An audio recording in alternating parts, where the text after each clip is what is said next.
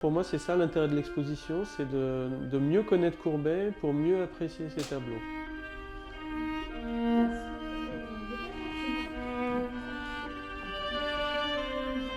Donc, je m'appelle Pierre-Emmanuel Guilleret, je suis conservateur à la Bibliothèque municipale de Besançon dans la partie patrimoine et archives. Le public, en venant voir l'exposition, va découvrir une drôle d'histoire parce que c'est un aspect très intime de la vie de Courbet, donc qu'on ne connaissait pas.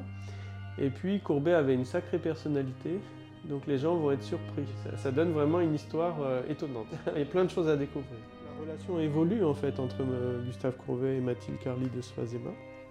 Et c'est ça qu'on voulait montrer.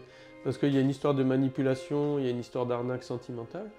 Donc on pense que ça va beaucoup intéresser, alors non seulement le grand public, mais aussi les spécialistes de Courbet. Alors les lettres dont on parle ont été retrouvées en novembre 2023 dans un grenier de la bibliothèque. C'est un peu l'histoire de l'île au trésor, si vous voulez. On a trouvé le trésor, on ne s'attendait pas à le trouver, et on était vraiment les premiers surpris que ça tombe sur nous.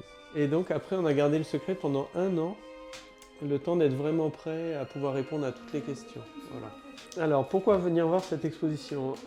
Moi, en tant qu'historien de formation, ça m'aide beaucoup de connaître la vie de l'artiste ou le contexte de l'époque pour mieux apprécier les tableaux qu'on voit au musée.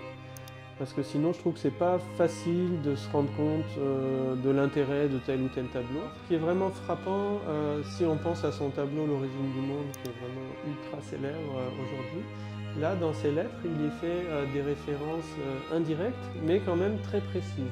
Pour moi, c'est ça l'intérêt de l'exposition, c'est de mieux connaître Courbet pour mieux apprécier ses tableaux.